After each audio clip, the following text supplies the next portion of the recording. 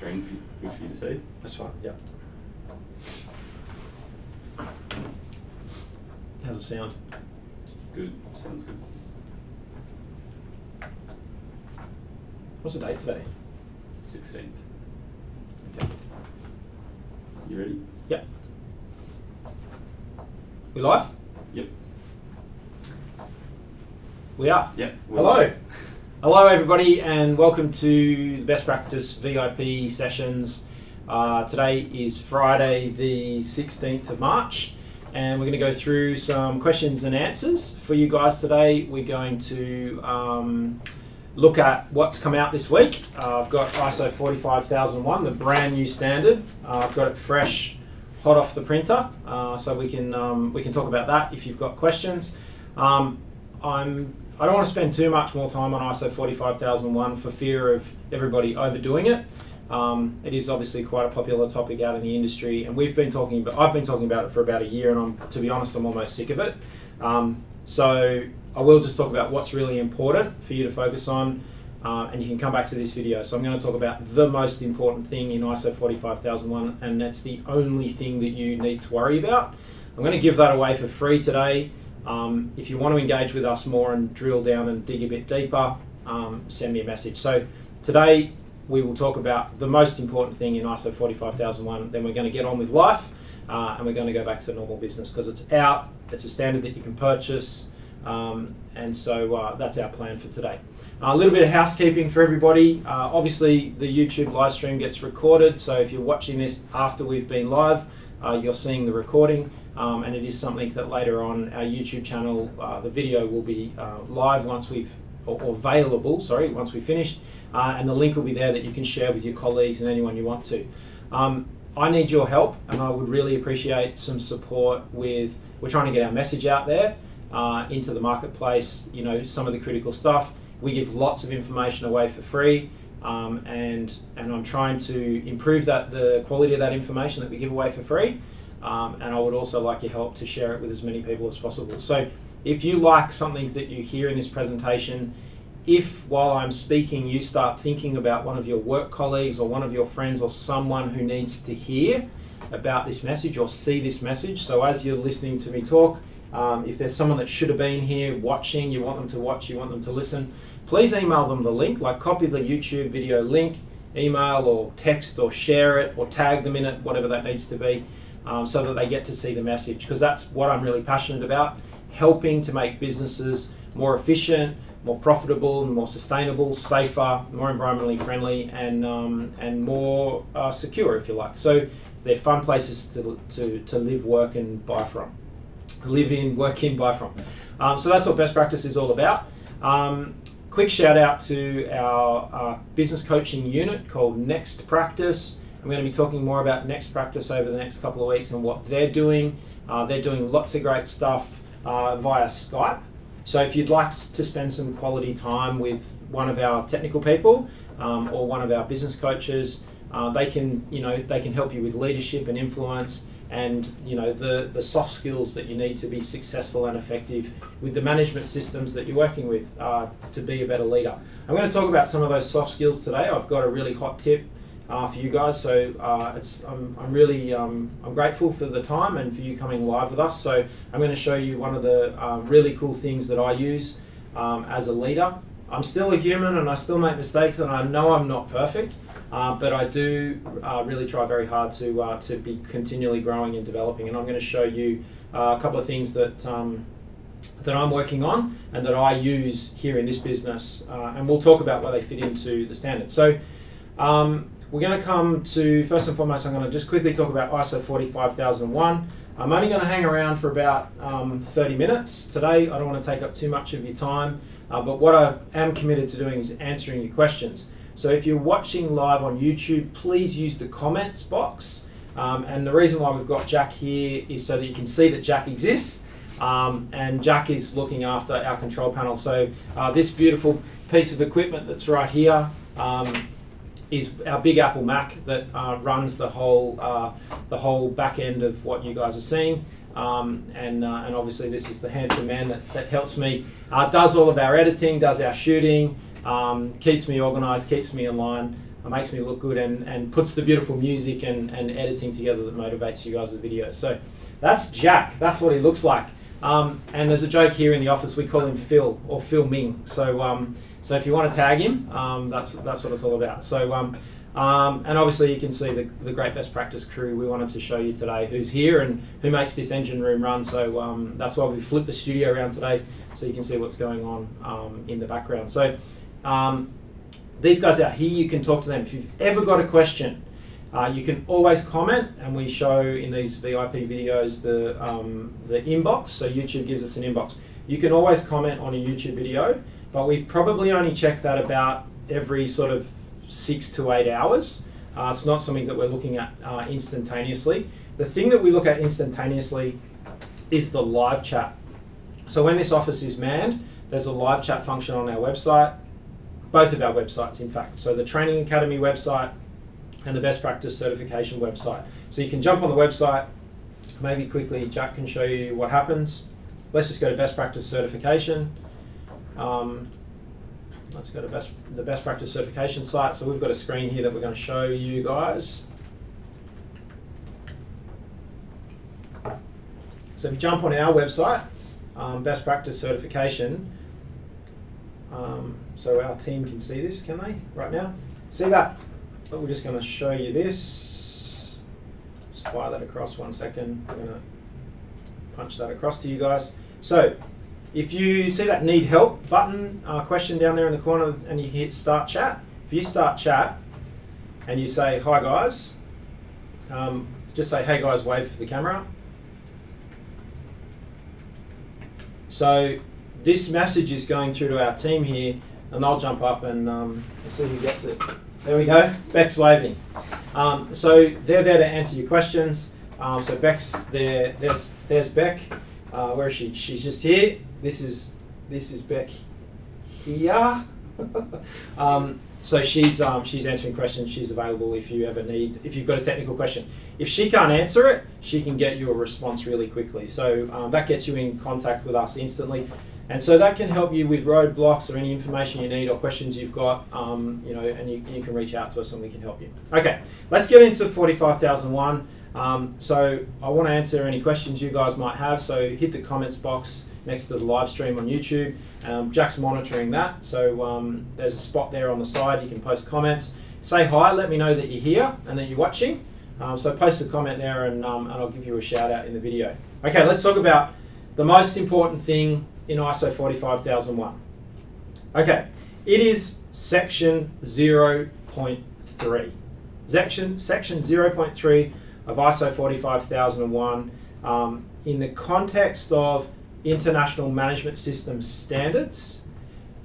This would have to be, at the moment, the best standard available to describe the whole intent, the whole why of what's going on. And I've talked about this, and this is, like I said, it's the last time I'm going to talk about it. We're not going to keep banging on about it. But what it talks about is the implementation of an OHS management system is a strategic operational decision for an organisation. The success of the system depends on leadership, commitment, and participation from all levels and functions in the organisation.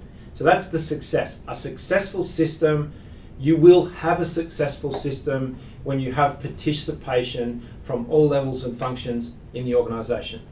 And so someone who's sort of watching what we do here and consuming our content, I'm going to spend the next couple of months in the live streams, the webinars, and the YouTube videos helping you with engagement to get participation.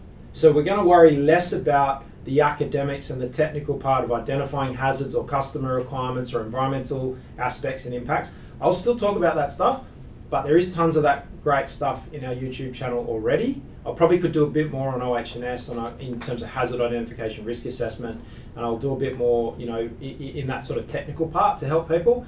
But as a systems manager or someone who's working in an organisation, I think my observation in the last couple of months, or certainly the last 12 months, has been that you guys probably struggle a little bit with getting buy-in and participation. And the fact that it's evidenced here in that paragraph, that the committee has taken the time to write that, they see that as being A, a deficiency, B, bringing it to your attention. So you have to ask the question, why did the committee And the people that put the standards together, why did they write what they wrote? Because at the time they were concerned that if we don't write it, it might not happen. So what the most important part of the standard is, it's saying that while you're focusing on this standard, one of the most important things to focus on is leadership, commitment, and participation at all levels and functions in the organisation. It then goes on to say that the implementation and maintenance of a system, its effectiveness and its ability to achieve its intended outcomes are dependent on a number of key factors, which include, and those are the success factors we've been talking about. Andrew Barrett talked about it, I've talked about it. But I just wanted to show you that the most important part of ISO 45001 is that statement. It's halfway down page VI in Roman numerals. It's just under 0.3 success factors, and it says the success of the safety management system depends on leadership, commitment, and participation from all levels and functions in the organisation. And I can hear you guys screaming at the phone, and screaming at your phone or your desktop PC. That's the most frustrating part of what we're doing. It's so frustrating trying to get people committed to and participating in the building of this system and the improvement of the organisation. I hear you 100%. My role as the CEO here at Best Practice, from the top down here at Best Practice, it's challenging. People are challenging.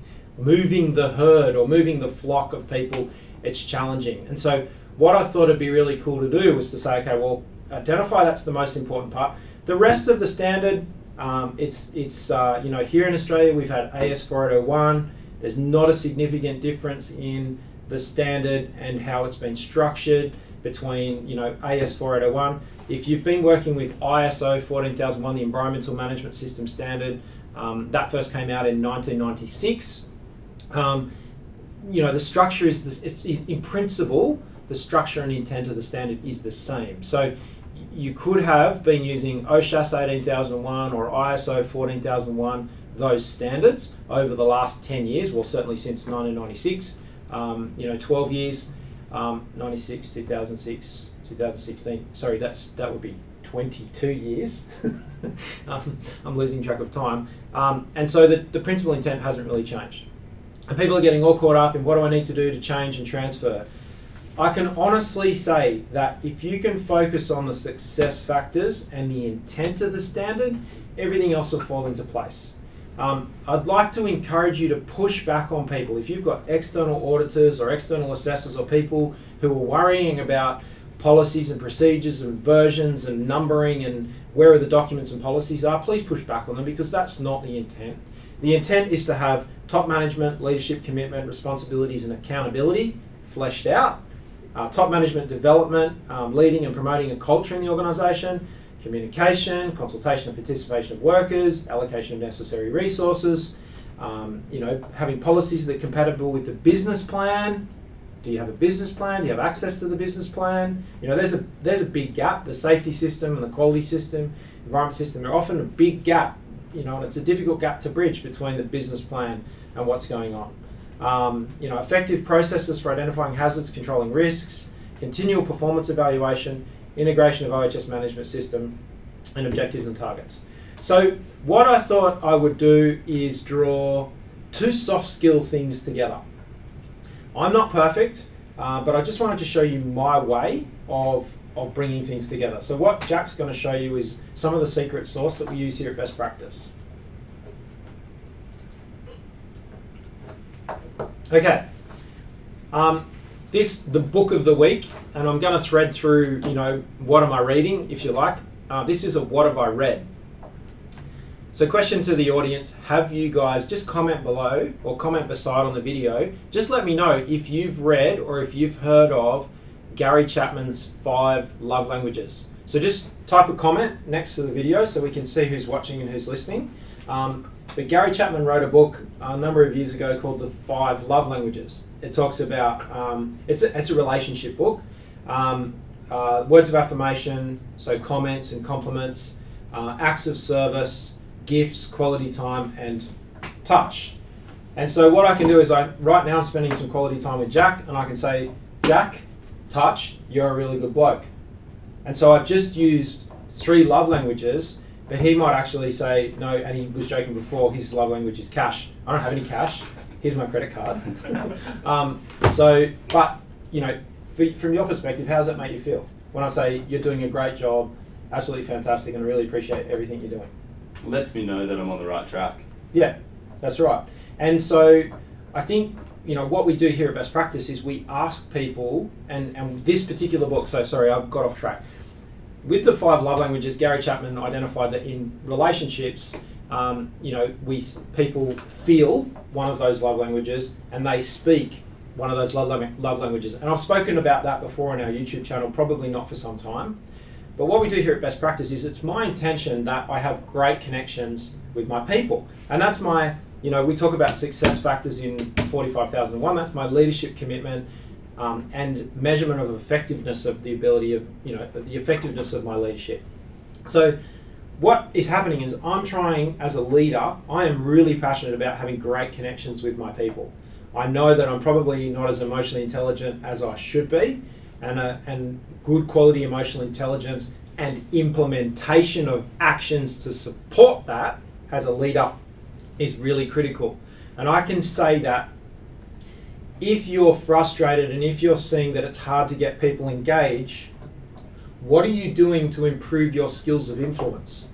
Your individual personal development. Now, at the moment, this isn't something that we offer as a service aside from me telling you how I do it. And it's probably something I need to do. I probably need to do a little bit of, you know, how to be more influential and just show you my system, and maybe we can put a course together and some videos on that. But what I can say is this book, The 5 Languages of Affirmation in the Workplace, this red book that Gary Chapman's written, he acknowledged that actually, you know what, that 5 love language thing in interpersonal relationships with, you know, people in your home, your loved ones, your family, he's actually acknowledged that, hang on a minute, that applies in the workplace. And there is, you know, there is great friendships and, you know, friendship love, if you like, in the workplace. So I've always tried to have great connections with my people. But until I realize that there's another dimension, you turn your hands this way and you say, hang on a minute, we're making a bid for connection, but we're missing. And I used to have someone working for me who used to offer to buy me a coffee every day. Now, I'm not a gifts person and I'm not an acts of service person. My love languages are, for me, my love language is I rate very highly on words of affirmation and touch. They're the 2 love languages that I crave, I personally crave. And so, you know, I can react to negative comments, and I'm learning to manage that, and I'm a very different person to what I was 5 or 6 or 7 years ago, because I now acknowledge not to react to negative comments and trolls and things like that, particularly my interpersonal growth with our work on social media. So what I'm starting to understand now is actually, okay, the people around me, what's the love language that I speak? And it's typically acts of service. The very fact that we have this YouTube channel and I give so much stuff away for free, that's an act of service. And so when I look at the people around me in my team, I start to say, okay, well, what do you think your love language is? Apart from cash. Probably quality time. Quality time. So with me, what do you crave most from me? Information, I guess. And quality time. But quality time? Quality time, because that's how I learn. What about touch? And touch as well. Okay, so there's, you know, I can start to say, well, it's going to be pointless for me to tidy the studio, to do little things for Jack, because he actually is craving the quality time and potentially maybe recognition and gratitude for what's happening. So what I can recommend is starting to look around you in the people that you need to influence or are required to influence to achieve these safety outcomes. And I can honestly say that understanding their love language and learning to be bilingual, or what's 5? Pentlingual? Is 5 pent? Pentagon, 5? Is that right? Yeah, okay. So pentlingual, if you like. So with these guys out here, every single one of these out here, they've got potentially a different love language. So I need to be an interpreter. I need to first and foremost acknowledge the love language that might be coming at me, or the workplace workplace language of affirmation that's coming at me, so that I can acknowledge that people are doing things for me, because they might get frustrated that he never acknowledges this. And then I need to obviously then speak those different languages. So please grab a copy of that book and have a read of it. There is a survey. So there's a, if we dig down a bit deeper, I think on that other website that we looked at, if you go back to, let's just jump back to, we're going to go find it for you just quickly while we're looking. There's a survey, so that we're doing it again. We do it every year here at Best Practice. We're going to roll out, so there's your 5 languages of appreciation. 5 languages of appreciation, words of affirmation, acts of service, receiving gifts, quality time. So things like merchandise. You know, some people in the business might not care so much for merchandise. And obviously physical touch you've got to be a bit delicate with because of you know, sexual harassment and all those sorts of things that occur in the workplace. And you've got to think through that stuff, you know, what's appropriate, what's not appropriate. However, this book does really explore this in a lot of depth. Why is this important? I've observed that when we speak the right love language to someone in the business, they feel more appreciated. When they feel more appreciated, they are then observed to be more motivated, more compliant, and more feeling like a participant in the team, and they will contribute. And that's one of the success factors in 45,001. And I'm just showing you from my perspective what works here at Best Practice is we've looked at everybody, we've said, you feel most acknowledged when the business speaks one of these 5 love languages to you, which one is it? And so we make sure that we deliver the language of appreciation that fits with the person, the one that they crave. Lots of people say, oh, it'd be really nice to just get a thank you. Well, we do that here at Best Practice, but then some people, they don't care whether they get a thank you or not because they have their own recognition of their numbers. So the business might provide an active service, which is a better looking dashboard of statistics, and then they can just look after themselves. So the simple process of the business providing an active service, which is a good system of statistics and weekly reporting of numbers, then the person knows if they're on track. They don't need to be told thank you. They don't need to be given compliments because that's not their language. Bonuses, for example. Some people like the bonuses. They like the gifts, the movie tickets, the gift vouchers, the whatever it might be. But some people are like, I don't care about that. Like, just give me a good system so that I can see the numbers and I know that I'm doing a good job and that the job that I'm doing is part of the bigger vision, bigger plan with the statistics. So that's acts of service. So I thought it'd be really interesting to just dig a little bit deeper now, talk about another really important part of any management system, and we can draw some connections to that. So let's jump across and have a look at this stats. So we did a quick Google search. Today's flavour was OH&S. This is applicable anywhere. And we said, well, what would be, we did a Google search and we can maybe do another one. If we just, we show the guys and girls a quick, Google slide. So what we did here was we said, okay, here is a whole bunch of different statistics that we can look at and we can say, well, what would be, we did a Google search here. What was the Google search up the top? We did graph of weekly OHS stats. So I do think, and it's been my observation that the biggest weakness and the biggest roadblock to success that I have seen in this space where we're doing all these assessments of companies, the most successful companies of all the companies we've been looking at have a good reporting system and a good, clear, simple set of graphs and a dashboard so that the teams have a system that they can go to check how they're tracking and be complemented by the words of affirmation and the types of affirmation in the workplace. They get that affirmation, then they go to the dashboard and they can see what they do to improve. The flip side of that words of affirmation stuff is, there are some people that it can have a really big impact on, like a compounding impact. So if you're negatively speaking the right word of affirmation to somebody, that message is going to land on that person very hard. And you want to be careful of workplace bullying and those sorts of things, because what I'm showing you is the matrix. Once you understand someone's love language, if you have covert intent, covertly hostile intent, you can really hurt people. So and you can, and particularly can accidentally hurt people. So if you can think back to a time where you've been very hurt in a workplace, not a physical injury, but a psychological injury where you've been, really hurt by someone in the workplace, have a think about the love language or the type of language that they were using or what was happening. and it probably becomes an early indicator of something for you with other people to be avoiding, so you get great connection. So I know I'm rambling a little bit here, but it is really important, and it's a very, very strong skill that I can recommend reading that book and gently practicing that skill. As you start to master it, you will become a very, very influential leader all the way through the rest of your career, in all aspects of your life. This rolls out to every aspect of my life, and it's affected everything that's going on around me.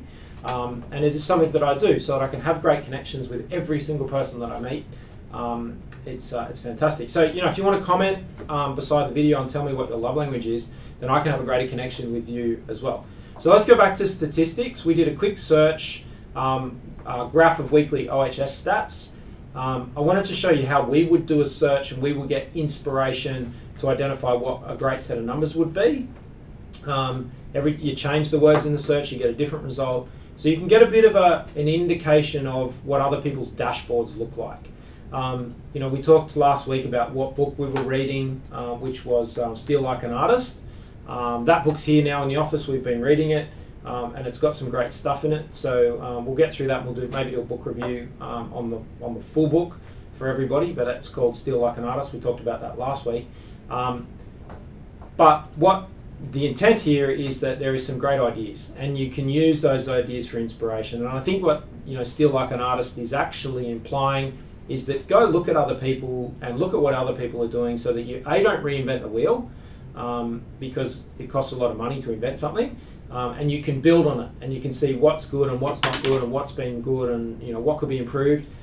Make those improvements, and you've got a great head start. So lots of great statistics there in terms of the dashboard. To just talk about some practical stuff.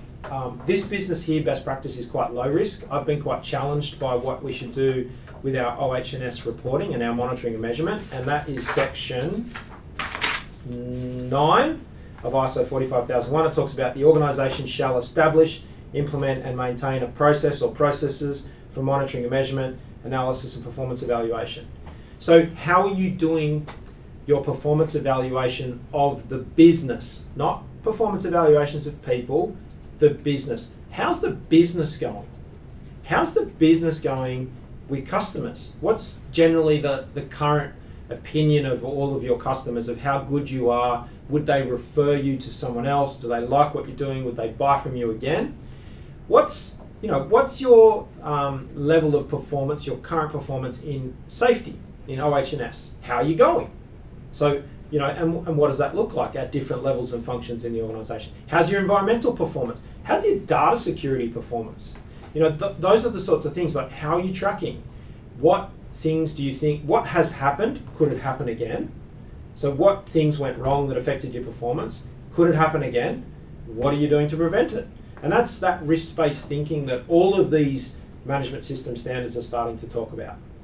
So I don't want to rant for too much longer. I've got 5 minutes. Are there any questions? No questions. Okay.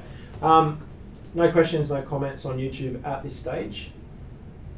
If you're watching live, now's your time. 5 more minutes. If you've got a roadblock, is there something that's a burning desire, a burning question that you would like me to watch? You would like me to talk about? I can do that.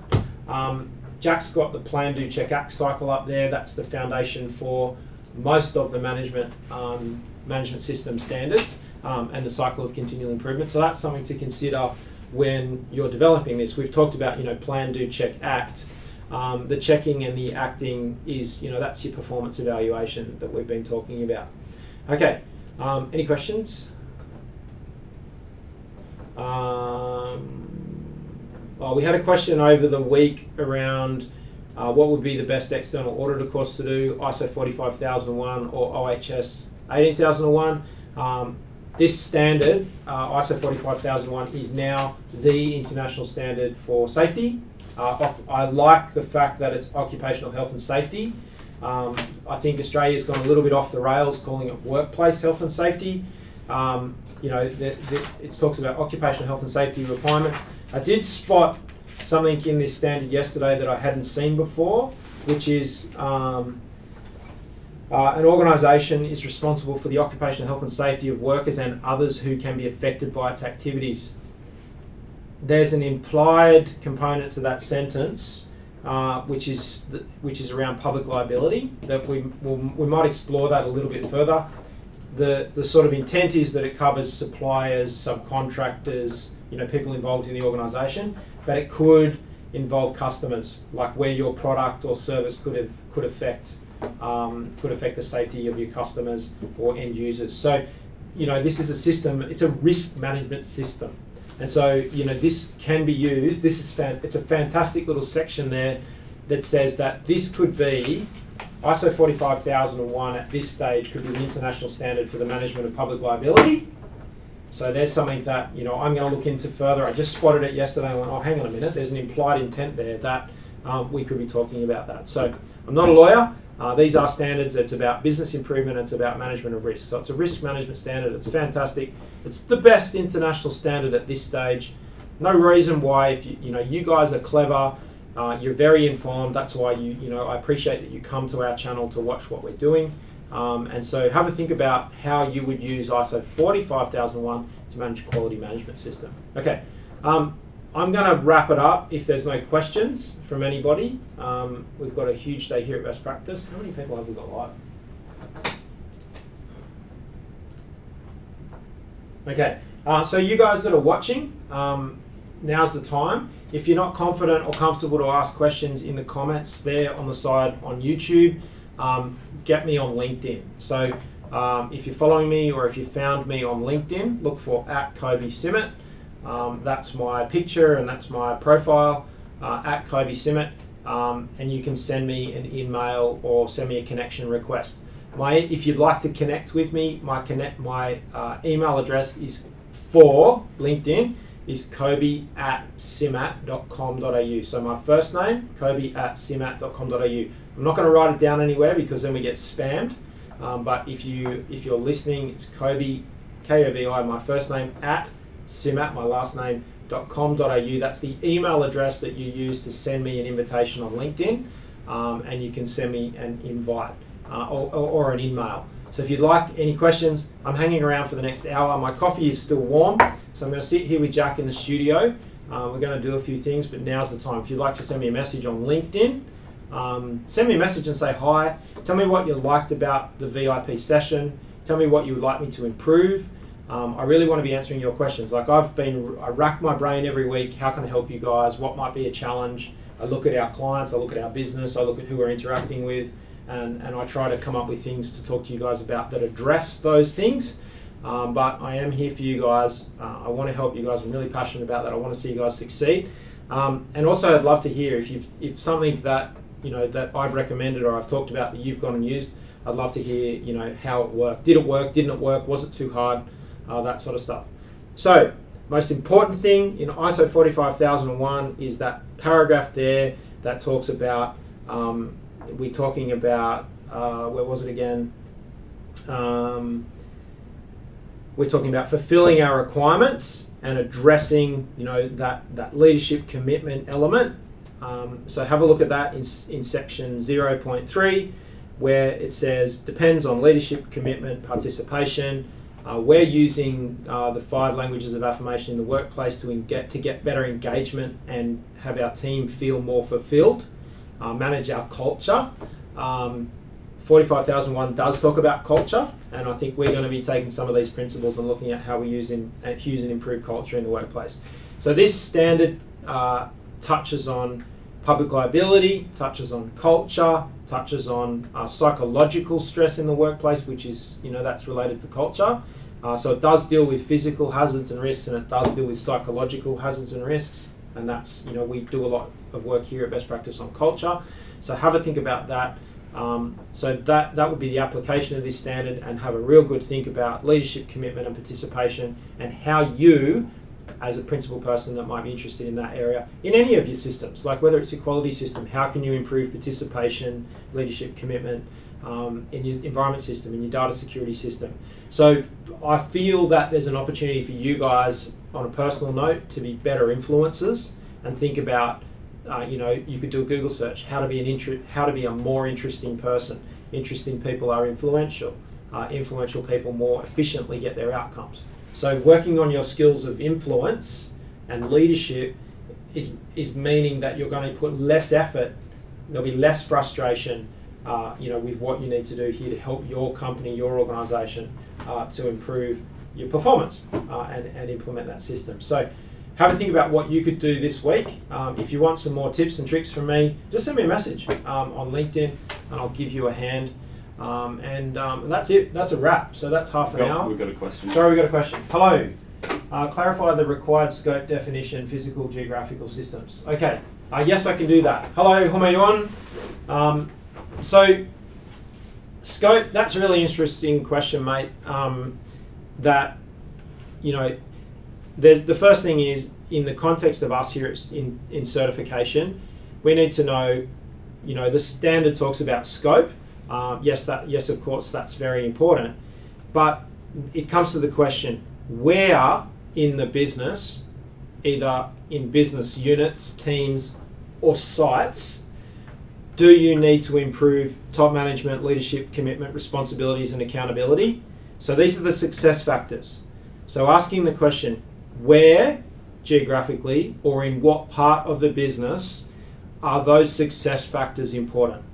And so, if you're asking the question about scope and context, we will ask a customer, what part of your business do you want us to audit? Which part of your business in terms of geographically, which address, which site, which part, and then which processes, and we'll write those on the certificate. But in the context of 45001, it's the question for you, Homayoun, is more about what's on the wish list. So where in the business do you wish you could achieve these success factors? And focus on where in the business, what parts, what processes in the business would you like to achieve that success factor? Top management, leadership, commitment, responsibilities, accountability, better communication, better consultation, better allocation of resources, better policies, better effective processes for identifying hazards and risks, better continual performance evaluation, better integration with the OHS management system and the business processes. So what's the wish list? The critical question is, when you're speaking with someone, what is on your wish list? And then help them achieve their wish list. So with scope and context, it's about what part of the business, where in the business do you want to achieve this? And then just keep it really simple. This address, this business team, this process. But the secret sauce will be, I'm pretty confident that the first response from people will be everywhere. We want the whole business to achieve that. That'll be their response, at which time section E there, 0.3E, allocation of necessary resources, that might be too much for the business to take on all at once. And so then getting some good quality advice, asking the business to get some good quality advice, whether they see it would be achievable to actually go through and work through the business and allocate the resources as they become available to achieve that intended outcome. And there might be some areas in the business they could roll out an influence and leadership program where they could then, employ some extra soldiers for their battle that they're going to be doing with the business. Okay, thanks Homayoun for that question. Are there any others? Okay, perfect. So any on YouTube? None on YouTube. Okay, so you guys that are watching, are there any questions? And I'll wait for those. Do you guys want any help? Alternatively, just find me on LinkedIn and send me a message. So a couple more minutes while I'm waiting for the stream to catch up to questions. I'll just quickly talk about who I'm watching. So who am I watching on LinkedIn? Who am I watching on YouTube? I'm watching Gerard Adams. Gerard Adams started a Facebook page called Elite Daily. So if you could you just find Gerard Adams' channel? And he's on a campaign at the moment. So yeah, there's Gerard Adams. Started a Facebook page called Elite Daily. And his YouTube channel, one of his YouTube channels at the moment is, he's talked about the Millennial Mentor, but it's Leaders Create Leaders. So I'm actually doing some training, that Leaders Create Leaders training. So I'm with an effort to be a better leader and an improved leader and more influential with you guys, so that you guys will feel comfortable asking questions and commenting.